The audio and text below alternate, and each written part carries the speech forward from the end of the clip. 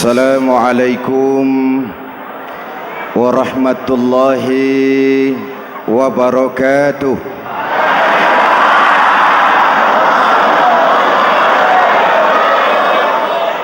Alhamdulillahi rabbil alamin, wassalatu wassalamu ala ashrafil mursalin, sayyidina wa maulana Muhammadin wa ala alihi wa sahbihi ajmain, amma ba'du. Para ulama yang saya muliakan, hadirin hadirat ma'asyiral muslimin yang saya cintai, banyak kita alami perubahan-perubahan yang terjadi, baik perubahan yang menyangkut sosial budaya, lebih-lebih yang menyangkut sosial politik. Yang tidak banyak mengalami perubahan adalah sosial ekonomi. Bahkan angka kemiskinan kita naik menjadi 3/5 dari total penduduk kita hidup di bawah garis kemiskinan, dan 20% diantaranya miskin mutlak. Perubahan-perubahan yang terjadi menyadarkan kita kepada kebenaran Al-Quran ketika Allah menyatakan wa tilkal ayyamu nudawiluha bainan nas. Hari itu kami putar di antara manusia. Ada saat datang, ada waktu pergi. Ada hari lahir, ada saat kembali, ada waktu dilantik, ada saat menyerahkan jabatan. Hari kami putar di antara manusia dan hidup cuma sekadar menunggu giliran. Soalnya kemudian di tengah perubahan-perubahan yang terjadi begitu cepat, what must we do now?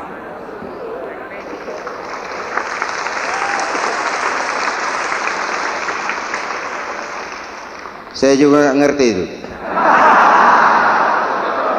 Yang penting kan penampilan. Saudara-saudara kaum muslimin di seluruh tanah air, jadi pemimpin adalah pelayan bagi orang yang dipimpinnya. Okelah, perbaikan ekonomi, pembukaan lapangan kerja baru kita serahkan kepada pemerintah, karena kita percaya mereka orang-orang terpilih belaka yang dipilih dengan kepercayaan akan mampu membawa rakyat keluar dari kesulitan. Amin. Tugas kita sekarang di zaman susah meluruskan akidah. Jangan sampai mbah dukun yang naik ke permukaan. Betul? Islam misinya yang pertama membebaskan manusia dari kemusyrikan. 13 tahun Rasul berjuang di Mekah, menanamkan akidah, meluruskan keyakinan, membentuk iman. 13 tahun membebaskan manusia dari belenggu kemusyrikan. 13 tahun menanamkan la ilaha illallah Muhammadur Rasul dengan seluruh konsekuensinya. Kalau saya yakin tidak ada Tuhan selain Allah, saya tidak akan minta tolong kecuali hanya kepada Allah. Saya tidak akan pernah takut kecuali hanya kepada Allah. Saya tidak akan menggantungkan hidup kecuali hanya kepada Allah. Saya tidak akan minta rizki kecuali hanya kepada Allah. Saya tidak akan melarikan persoalan kecuali hanya kepada Allah. Kalau konsekuen dengan keyakinan ini, mbah dukun nggak dapat tempat.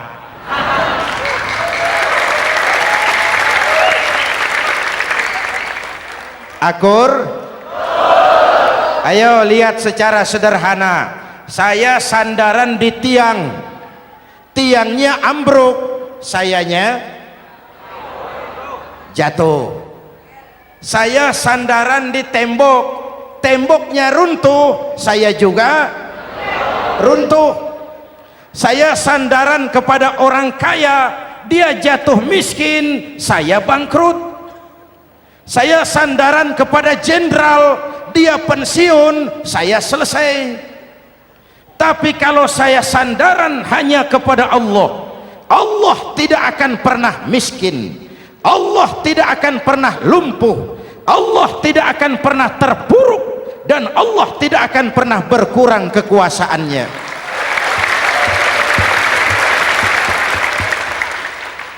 Maka umat Islam, sesulit apapun zaman yang kita hadapi, Allah juga tempat kita bersandar.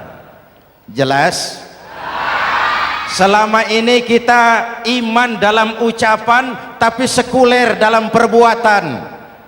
Di masjid ada Allah, di kantor Allah tidak ada, maka korupsi merajalela.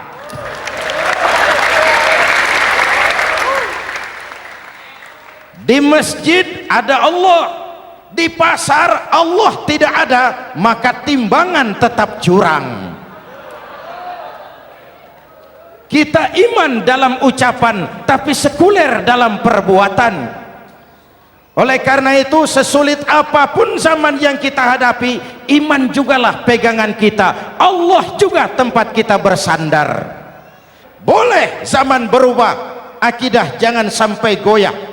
Karena iman kita hidup, untuk iman kita berjuang, dan dalam iman kita ingin kembali menghadap Allah Subhanahu.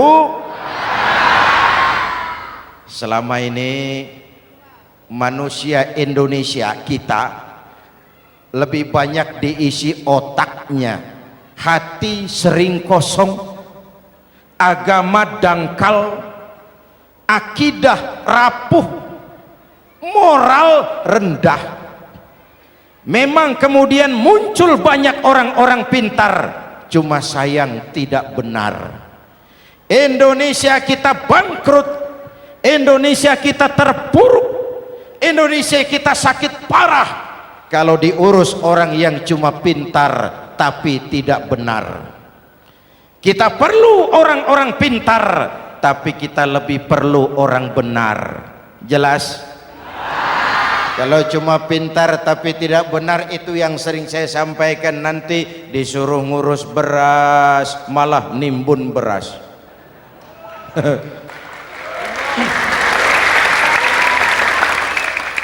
Disuruh ngurus laut malah jadi bajak laut. Disuruh ngurus hutan rame-rame jadi orang hutan. Jutaan hektar hutan Indonesia kita ini merupakan kekayaan sumber daya alam kita yang harus digunakan bagi sebesar-besar kemaslahatan rakyat. Yang disuruh ngurus hukum malah bikin hukum seperti pisau, tajam ke bawah, tumpul ke atas.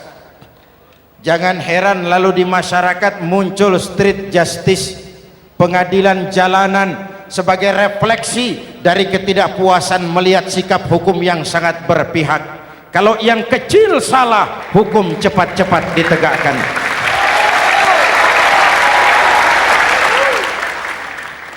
Lihat saja sekarang ini, kalau orang terkenal banyak uang punya masalah, antri yang bela. Betul? Tapi saudara lihat si Marsinah di Jawa Timur, si Sengkon dan Karta di Jawa Barat, si Udin Bernas wartawan Jogja terseok-seok mencari keadilan, sampai hari ini urusannya masih remeng-remeng. Kenapa bisa begitu? Jawabannya sederhana, tidak ada fulus. Ada fulus mulus, tidak ada fulus manfus. Betul? Jangan sampai para penegak hukum kita terjebak pada lagu baru, maju tak gentar membela yang bayar. Biar bertentangan dengan nurani, biar bertentangan dengan public opini, biar bertentangan dengan rasa keadilan. Siapa yang bayar itulah majikan, mau benar atau salah belain terus. Kalau seperti inilah hukum kita, mafioso keadilan akan tetap gentayangan. Hadirin yang saya hormati, 13 tahun beliau berjuang di Mekah meluruskan keyakinan, memantapkan akidah, meneguhkan iman. Dari situ segalanya dimulai dan ke situ segalanya akan menuju. Intan paling mahal, mutiara paling berharga, tidak lain adalah nilai-nilai keimanan. Kalau itu sudah tergadai, apalagi yang bisa kita banggakan dalam kehidupan ini? Kita merasa harta kita berharga, belum ada artinya ketimbang iman. Kedudukan kita punya nilai pun belum ada artinya ketimbang dengan nilai-nilai keimanan. Itu intan paling mahal, itu mutiara paling berharga. Harta baru ada manfaatnya kalau dilandasi dengan iman. Jabatan dan kedudukan baru terasa gunanya kalau dilandasi dengan keimanan. Kalau jabatan lepas dari iman, yang akan lahir Fir'aun baru. Jelas? Kalau harta terlepas dari iman, yang akan muncul adalah konglomerat korun. Kalau ilmu pengetahuan terlepas dari nilai dasar keimanan, maka yang akan muncul adalah ilmuwan pelacur yang menyalahkan yang benar, membenarkan yang salah untuk kepentingan pribadi. Dan kondisi seperti itu tidak akan membuat kita makin sehat. Oleh karena itu, pada kesempatan ini, pesan pertama saya, menghadapi zaman susah, tetap jaga akidah, tetap pelihara keyakinan. Kesulitan bukan untuk ditakuti, untuk diatasi. Hidup adalah kerja keras, bukan keajaiban. Perubahan tidak akan datang hanya dengan simsalabim abragadabra. Perubahan tidak akan muncul hanya dengan berandai-andai. Perubahan tidak akan turun dari langit seperti turunnya embun di waktu malam. Perubahan adalah kerja keras, sehingga Al-Quran membimbing kita, innallaha la yughayyiru ma biqaumin hatta yughayyiru ma bi anfusihim. Allah tidak akan mengubah keadaan suatu bangsa kalau mereka tidak mau mengubah apa yang ada di dalam diri mereka. Yang ada di dalam diri itu rule of thinking, state of mind, cara kita berpikir, cara kita memandang kehidupan, cara kita mengatasi persoalan. Hadirin yang saya hormati, inilah iman. Berangkat dari ini kita menyadari ini ujian buat kita rakyat. Dan kita rakyat Indonesia ini kalau sama susah sih sudah kenyang. Ya Pak? Ya Pak? Kita ini sebagai bangsa mengalami apa yang disebut oleh Bung Karno up and down, naik turun, timbul tenggelam, pasang surut. 350 tahun dijajah oleh Belanda, kita susah.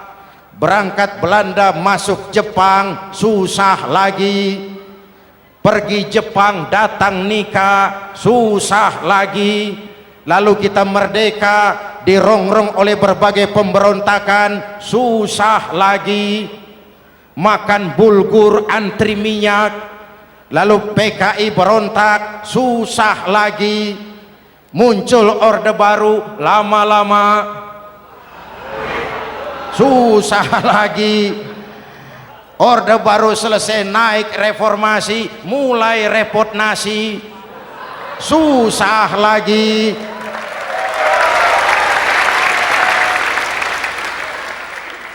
Kalau susah kita ini sudah akrab, sudah intim. Mestinya kalau sudah susah seperti itu, jangan salah sikap menyikapi kesusahan. Jangan sampai kita potong kompas, ambil jalan pintas, terjebak menghalalkan segala cara. Itu tidak akan menguntungkan, itu tidak akan menyelesaikan. Kalaupun selesai, nampaknya penyelesaian sesaat, dan penyelesaian sesaat bukan penyelesaian yang sebenarnya. Karena itu tetaplah dalam koridor keimanan. Boleh zaman berubah, akidah jangan sampai goyah. Silahkan masa berganti, tapi keyakinan jangan mati. Sekali la ilaha illallah sampai tetes darah paling penghabisan, tetap la ilaha illallah. Sanggup? 3 orang. Sanggup? 21. Sanggup? Kalau sanggup kita harus konsekuen. Saudara-saudara di seluruh tanah air, misi yang kedua dari Islam setelah membebaskan manusia dari kemusyrikan, membebaskan manusia dari ras diskriminasi, mengikat manusia dengan tali akidah. Sebelum Islam datang, manusia dibedakan oleh warna kulit, manusia dibedakan oleh faktor keturunan, manusia dibedakan oleh faktor harta dan benda. Adalah Rasul yang mengajarkan, innallaha la yanzuru ila suwarikum wala ila amwalikum walakin yanzuru ila qulubikum wa a'malikum. Allah tidak melihat potonganmu, Allah tidak melihat hartamu. Yang Allah lihat itu adalah hatimu dan amal perbuatanmu. Jauh sebelum Amerika teriak-teriak membanggakan apa yang mereka sebut sebagai Declaration of Independence, Nabi sudah mengajarkan kepada kita semua, annas kulluhum li Adam wa Adam min turab la fadla li arabiyyin ala ujamiyyin illa bittaqwa. Seluruh manusia berasal dari Adam. Adam diciptakan dari tanah. Tidak ada kelebihan Arab dengan yang bukan Arab kecuali takwanya. Jauh sebelum Amerika mencanangkan bahwa semua manusia dilahirkan sama, that all men are created equal. Jauh sebelum itu Islam sudah membebaskan manusia dari ras diskriminasi. Apa dalam konteks kekinian menghadapi zaman susah tetap jaga kerukunan? Ya Pak, ya Bu, oi Bu, menghadapi zaman susah tetap jaga kerukunan, baik antar umat seagama, antar umat beragama, maupun antar umat beragama dengan pemerintah. Menjaga kerukunan, jangan saling sikat sikut di antara kita. Sebab kalau sudah rukun, saya ajak berhitung, 1 ditambah 1 sama dengan, itu matematika namanya, hasilnya pasti. Tapi angka sosial hasilnya aneh. Saya ubah jadi angka sosial. Ayo kita berhitung lagi. 1 orang takut ditambah 1 orang takut sama dengan 2 orang setengah berani. Kenapa setengah berani? Karena sudah berdua. Tadi kan takut sendiri. Kalau sama-sama takut berkumpul jadi setengah berani. Kalau ditambah 1 orang takut lagi, 1 orang takut ditambah 1 orang takut ditambah 1 orang takut sama dengan 3 orang berani. Kenapa jadi berani? Karena sudah bertiga. Kita yang lemah, kita yang marginal, kita yang dikucilkan, bahkan kita yang dilecehkan, kalau mau rukun kita akan kuat dan tidak bakal dipermainkan orang.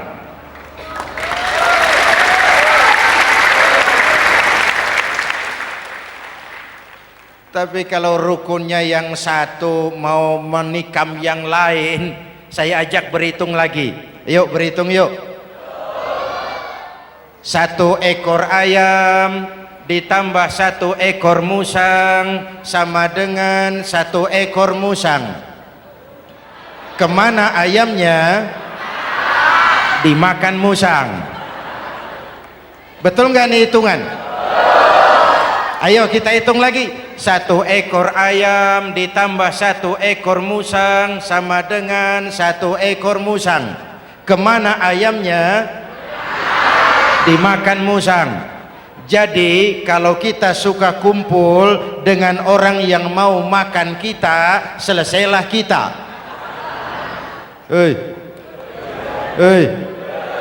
Maka kalau merasa kita ini ayam, yuk kumpul sama-sama ayam, pulang ke kandang ayam.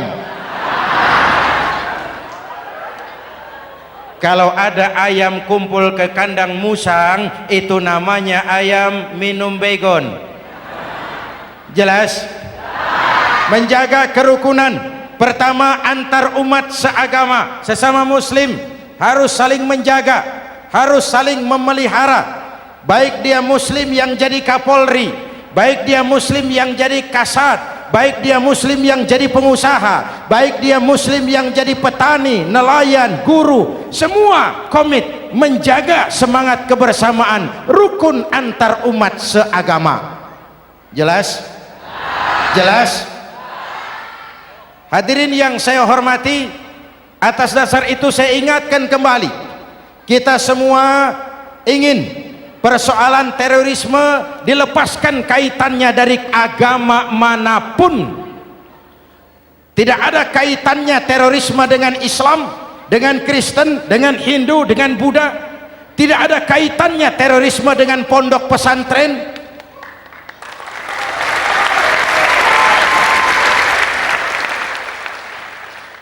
Jangan sampai pesantren jadi kambing hitam. Karena sejak zaman penjajahan, pesantren sudah terbukti memberikan kontribusi bagi perjuangan memerdekakan rakyat Indonesia. Rukun antar umat seagama. Yang kedua, rukun antar umat beragama. Islam ini rahmatan lil, jangankan manusia walaupun berbeda agama, binatang saja dihormati. Ada hadis, fa iza zabahtum fa ahsinuz zibhata. Kalau kamu menyembelih hewan, sembelihlah dengan cara yang terbaik. Jangan menyembelih ayam dengan pisau tumpul. Itu namanya tidak berperi kebinatangan. Yang kecil lagi, saudara buka babul istinja, makruh buang air kecil di tanah yang berlubang. Sebab apa?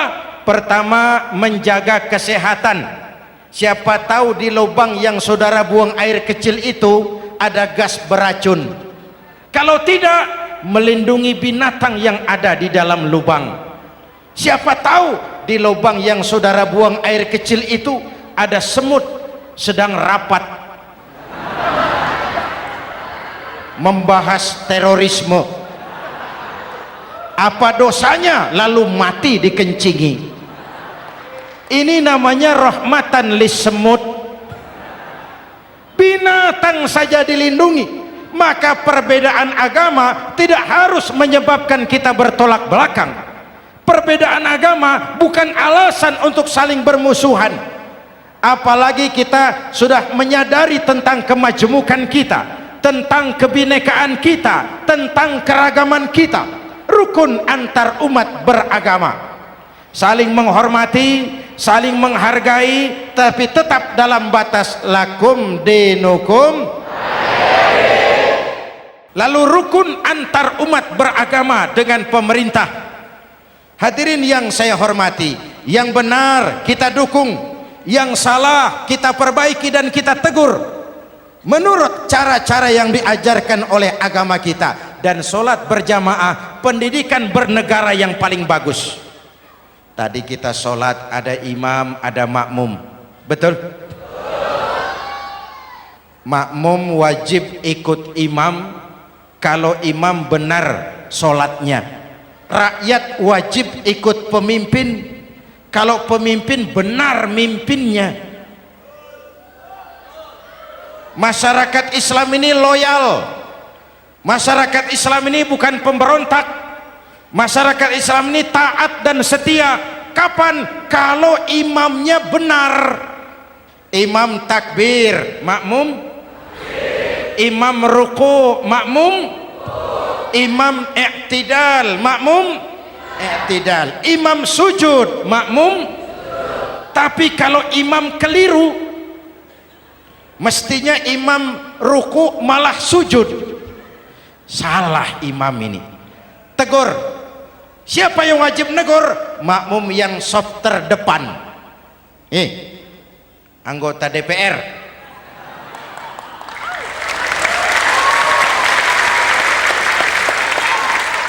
Ini wakil-wakil makmum ini, saf di depan ini. Kalau imam keliru, mereka paling tahu.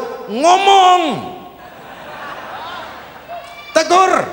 Bagaimana negurnya? Ada aturan main. Mestinya ruku, imam sujud, salah ini imam. Subhanallah, kan begitu negurnya. Betul? Tidak boleh juga imam keliru, makmum emosi, main pegang. Woi makmum salah, hoi hoi, kacau sholat. Betul? Anggota dewan ini saf di depan, itu kalau imam keliru, satu saat imam buang angin. Namanya manusia bisa buang angin toh. Apa makmum lalu berkata, demi kesetiaan saya kepada imam, imam buang angin, saya lebih keras lagi. Itu namanya fanatisme buta, loyalitas yang goblok. Imam buang angin, minggir.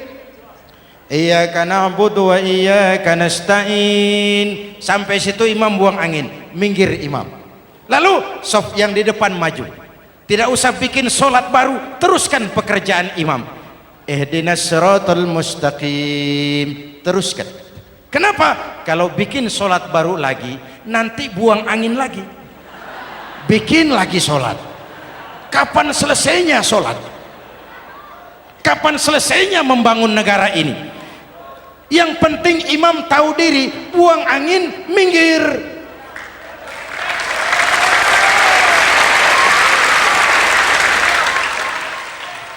Ini kacaunya solat berjamaah kita sekarang, kacaunya negeri kita sekarang. Banyak imam sudah buang angin, gengsi, diam aja merasa nggak punya salah. Dikasih tahu sama makmum, imam tadi buang angin ya, malah jawab sedikit. Apa kalau sedikit lalu tidak batal solat itu? Mekanisme kehidupan sosial yang diatur lewat tuntunan solat berjamaah, sehingga Nabi berpesan, kun imaman muta'an au ma'muman muti'an fala takun thalisan jazu'a.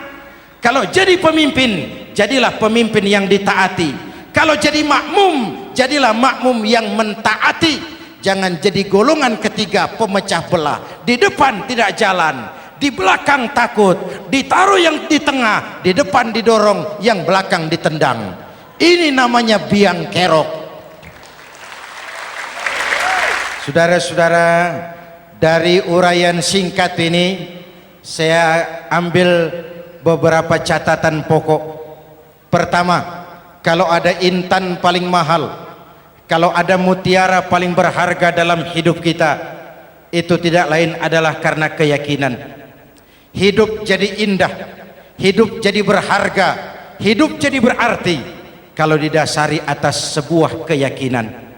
Dan keyakinan itu tidak lain adalah nilai iman kita, akidah kita kepada Allah Subhanahu wa ta'ala. Yang kedua, tetap menjaga kerukunan.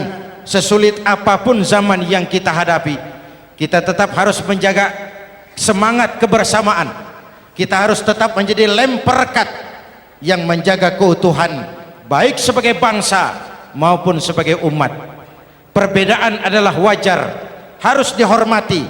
sebagai ciri kehidupan berdemokrasi. Tapi jangan perbedaan menjadi sebab kita bermusuhan, dan jangan perbedaan menyebabkan kita saling berpecah belah. Hormati perbedaan, jangan perbedaan dipandang sebagai permusuhan. Dengan akidah yang kuat dan kebersamaan yang kokoh, ayo kita hadapi kesulitan, kita atasi kesulitan, dan dengan kerja keras untuk menyongsong hari esok yang lebih pasti. Mari kita Fatihah. Semoga Allah memelihara kita bangsa Indonesia ala hadhihi niyah wa ila hadratin nabi. Al-Fatihah.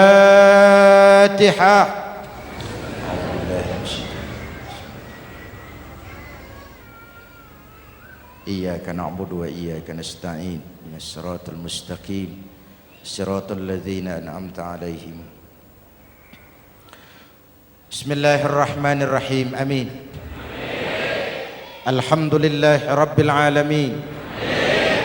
Allahumma salli wa sallim mubarak ala Sayyidina Muhammadin wa ala alihi wa sahbihi ajma'in. Allahumma Rabbana taqabbal minna salatana wa siyamana wa qiyamana wa takhashu'ana wa ta'abbudana wa tammim taksirana ya arhamar rahimin. Allahumma aslih man fi salahihi salahul muslimin. Allahumma ahlik man fi halakihi salahul muslimin. Allahumma Rabbana la tu'akhizna in nasina aw akhtana. Rabbana wa la tahmil alaina isran kama hamaltahu ala alladhina min qablina. Rabbana wa la tuhammilna ma la taqata lana bih wa'fu anna waghfir lana warhamna anta maulana fansurna 'alal qaumil kafirin. Allahumma ij'alna minas su'ada'il makbulin wa la taj'alna minal ashqiya'il mardudin. Afdalu ma qultuhu ana wan nabiyyuna min qabli la ilaha illallah.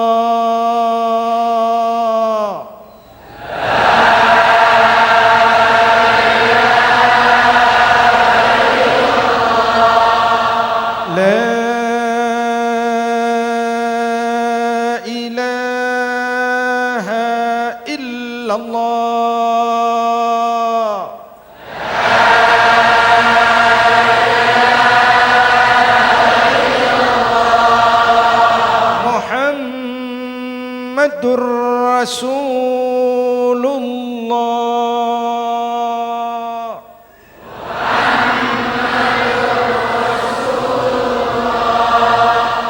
sallallahu alaihi wa alihi wa sallam. Kalimatu haqqin 'alaiha nahya wa 'alaiha namut wa 'alaiha wa biha nub'atsu insyaallah minal aminin minal aminin minal aminin rahmatika ya arhamar rahimin.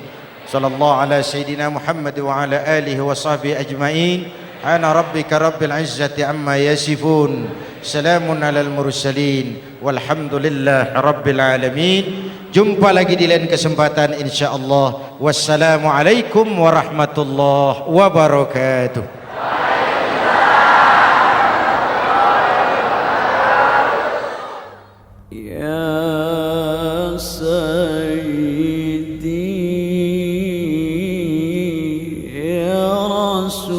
Allah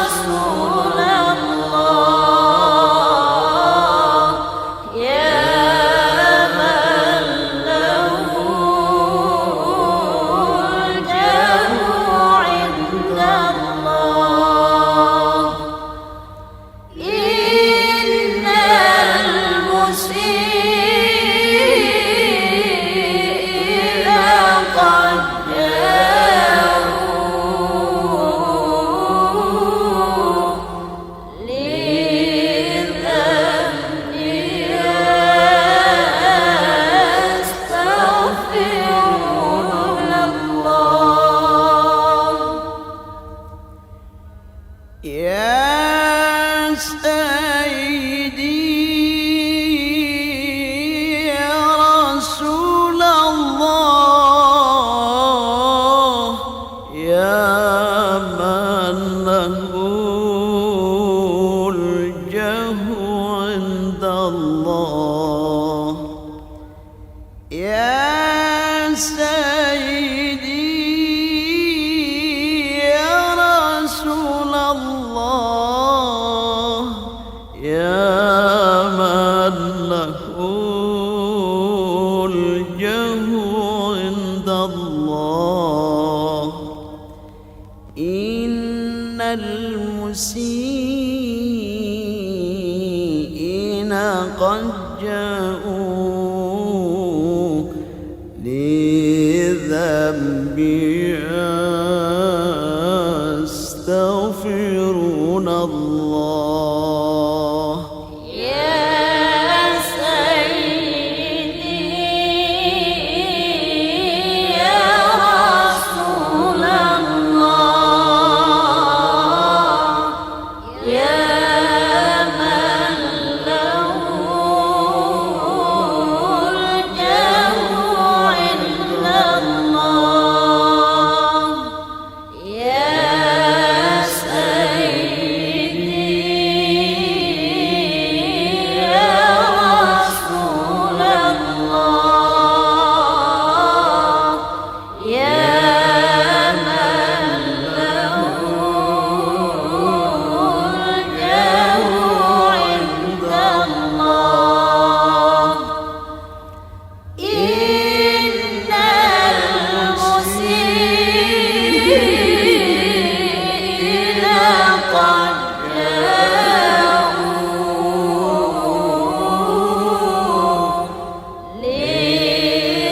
لذنبي يستغفرون الله نادى المهاجر صفي الله ذاك ابن عيسى أبا السادات نادى المهاجر صفي الله ذاك ابن عيسى بالسادات ثم المقدم ولي الله غوث الورى قدوات القادات يا سيدي يا رسول الله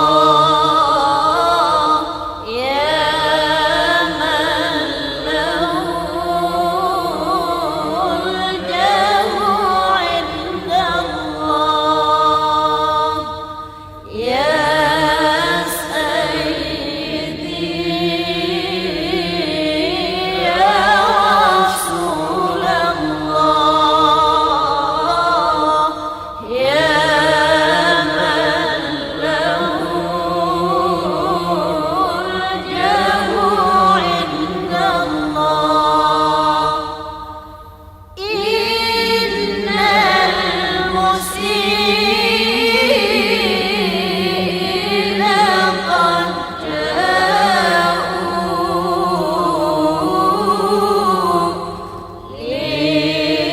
لذنبي يستغفرون الله على الشافي صلاة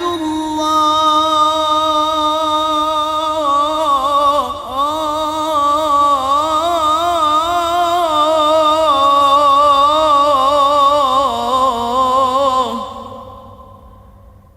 على الكافي سلام الله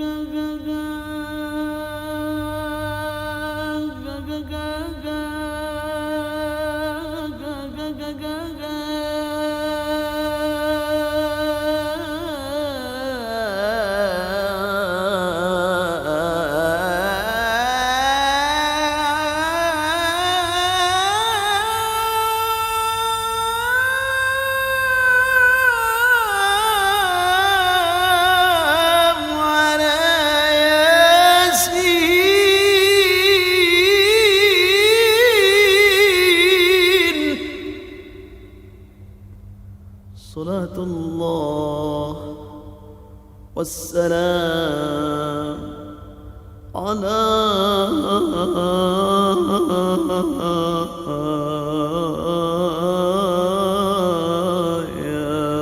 ياسين. يا سيدي يا رسول الله يا من له الجو عند الله يا سيدي يا رسول الله يا من له الجو عند الله إن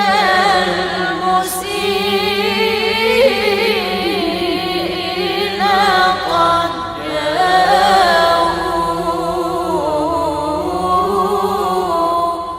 لذنبي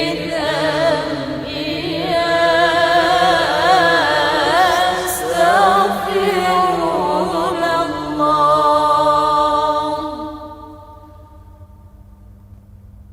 صلاة الله على طه، صلاة الله على المصطفى، صلاة الله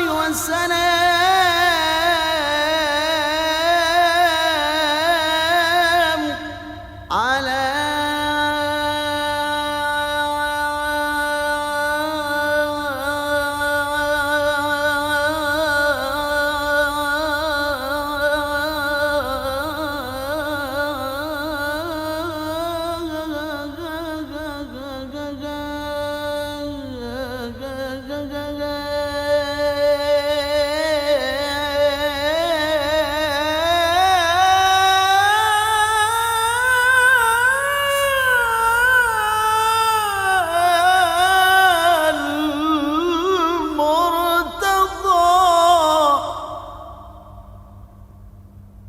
صلاة الله والسلام